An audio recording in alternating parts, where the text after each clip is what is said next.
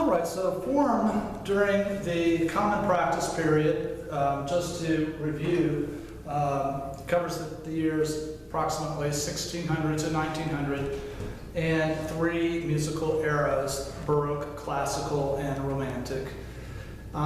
It's something that is associated with harmonic plans. And so this term,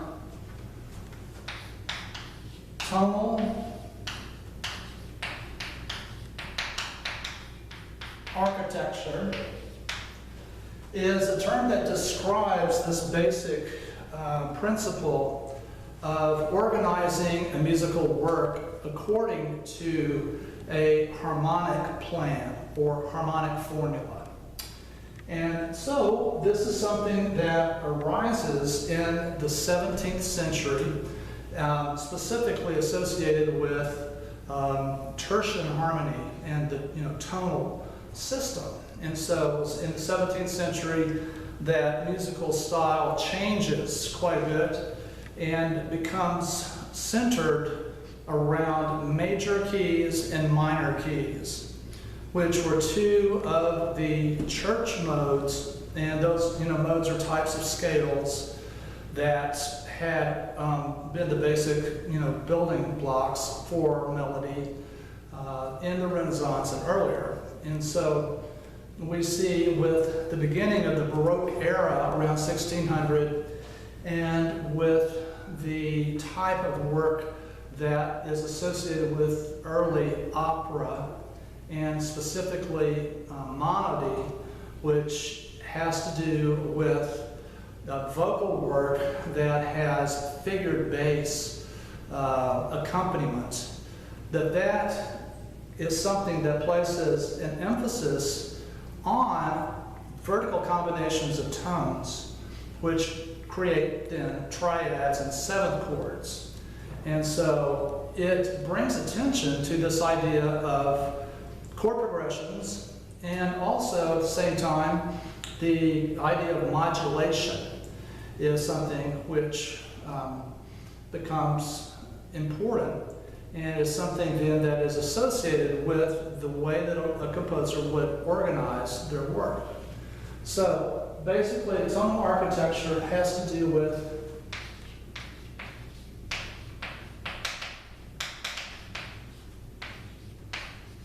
organizing a work, a musical work,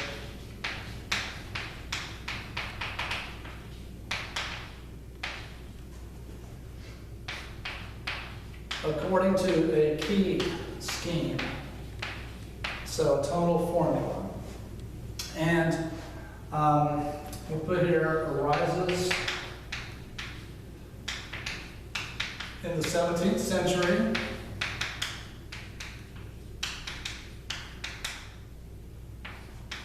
So that's during the Baroque era. And you can see it in the 17th century associated with forms such as binary form, and then toward the end of the 17th century with something like the da capo aria, also with the concerto, the ritornello elements of fast movements of Baroque concertos, and so forth. So this is a basic principle that form then is having to do with, and so you're always talking in terms of expected key centers and so forth whenever we talk about forms this semester. All right, so when these 17th century works were written, they did follow these basic plans that are established by such composers as Corelli. He's one of the most important in establishing the use of binary form with dance movements, and also in establishing the concerto grosso, which becomes a really important form.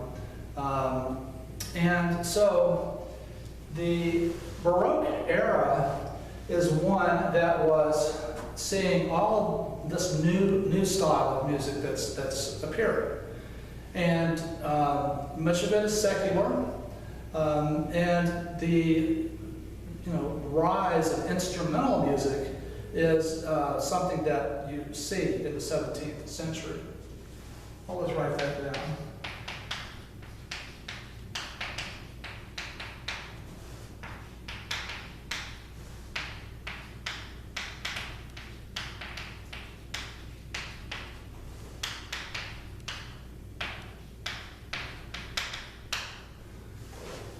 All right.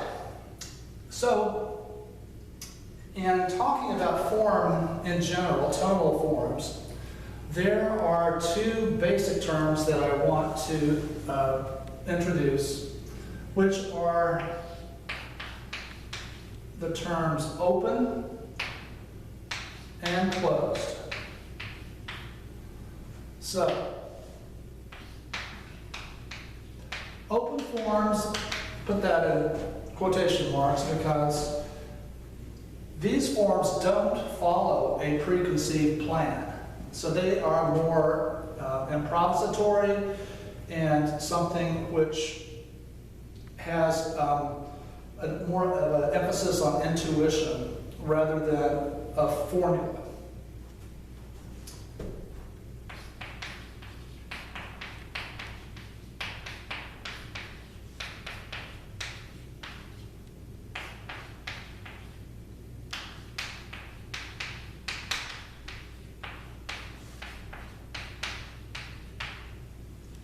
All right, so closed forms then are forms that are going to follow a preconceived plan.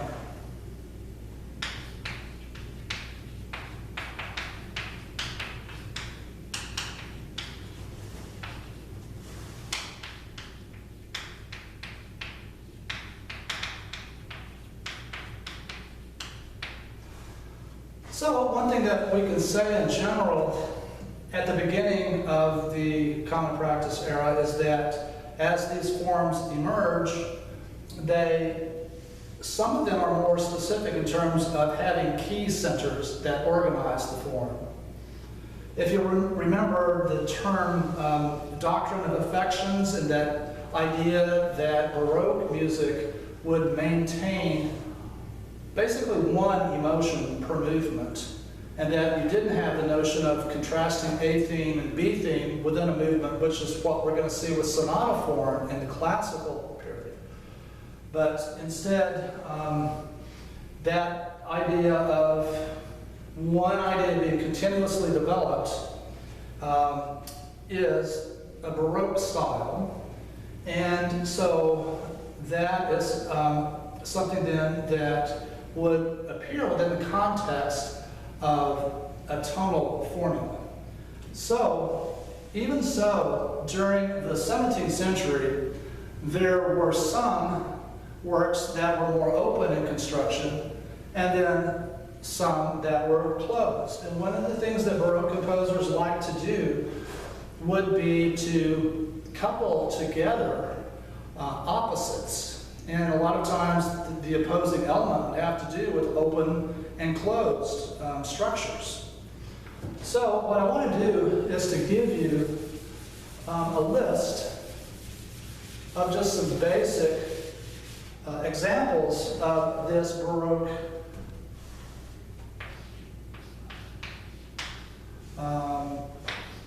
characteristic of coupling together an open work with a more closed work. And so, some examples of open form are just the works that are known as preludes. And so, there are many different types of constructions with preludes. So some of them do have actually binary form. If you look at the preludes of Bach's Waltz Opera Clavier, there are some that are dance-like. And so they are constructed in a closed form, which is binary form. But I would say the majority of them are not that way. And they sometimes would have you know, a toccata-like character, which a toccata is a keyboard work that has, you know, virtuosic technical element. It's kind of like a Baroque etude a lot of times. But that is something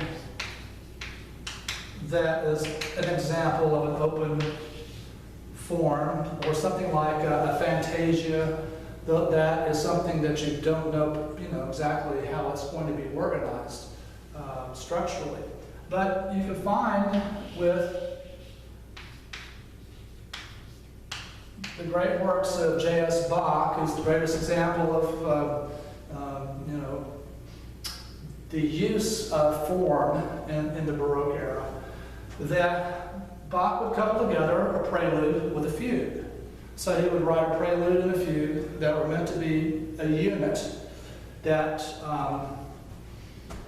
then would also be reflected in something like a toccata in fugue. So he wrote toccatas and fugues for organ, or a fantasia, fantasy in fugue. So those are examples of open. So you don't know exactly what the construction of this is going to be in any of these. But with a fugue, that is one of the great examples of a closed form. So it has specific characteristics that organize, especially the beginning of the fugue, and greatest example of a polyphonic instrumental closed form in the Baroque. And J.S. Bach, of course, is the greatest master of the fugue. So those are some examples of open and closed. I mentioned the term binary.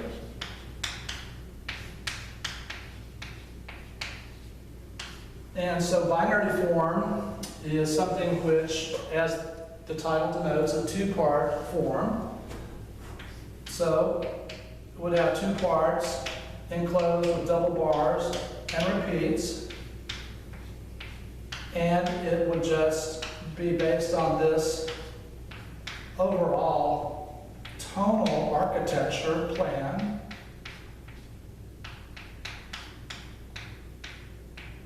Of tonic to dominant in the first half, and then the reverse of that in the second half.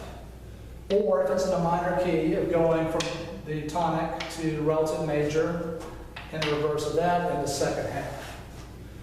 So that is an example of a closed form. And then something like ritornello, which is associated with fast movements of Baroque concertos.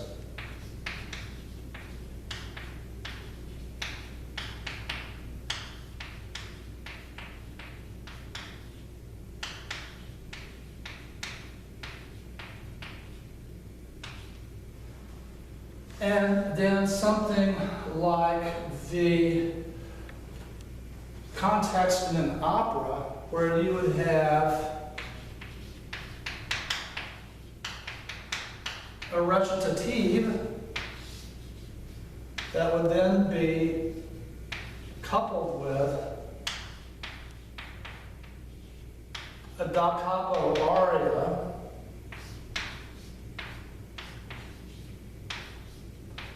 which would be in a ternary form, the da capo aria, but the recitative would be much more open and would be expressing the action of that particular scene.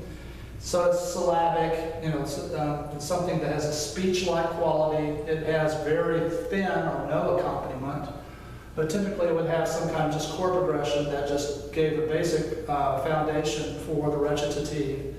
And it would then be followed by the aria that would be that particular character's reflection upon the action that you heard expressed in the recitative. So this would be more emotional, and is something that was more melismatic and virtuosic. And so someone like Alessandro Scarlatti,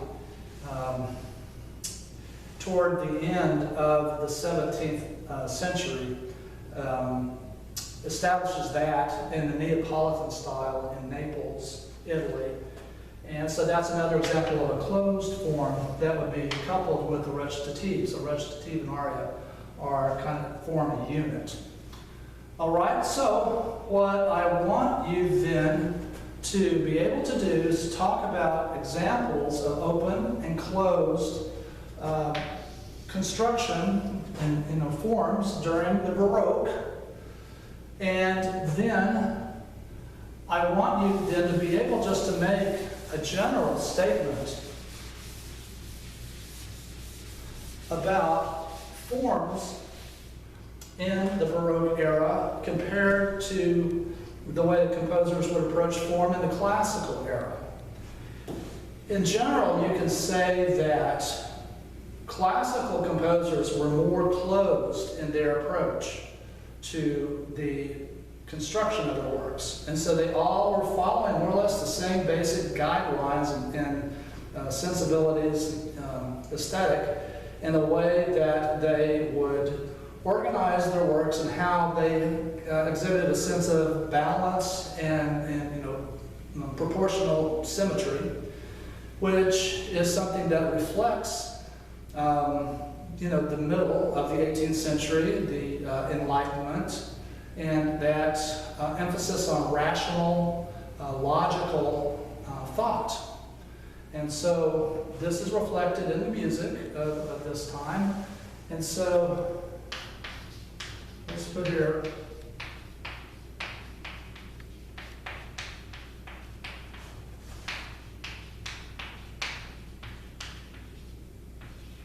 Baroque composers were more open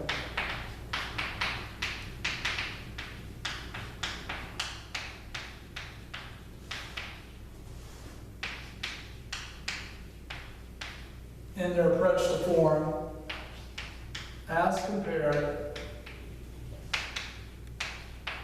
to classical.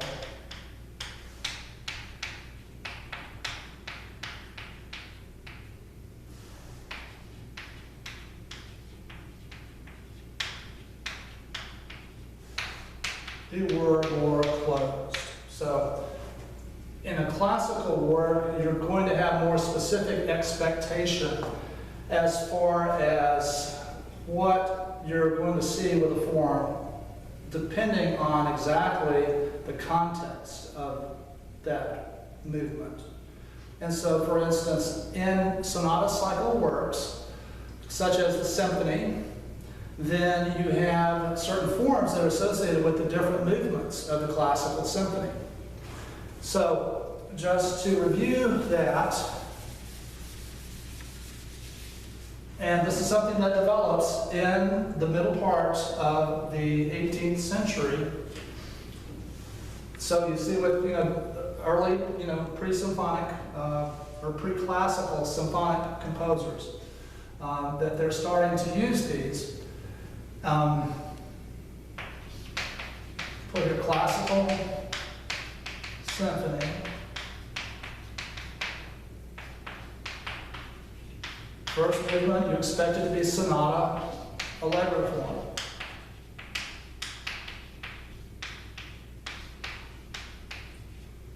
Second movement would be the slow movement, so slower tempo, different key, contrasting key. But the form that you would find here would either be rondo,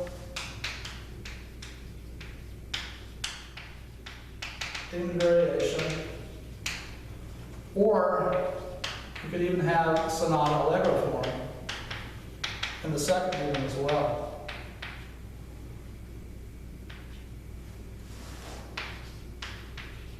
The third movement, in a classical work by Haydn or Mozart, you'll look for minuet and trio.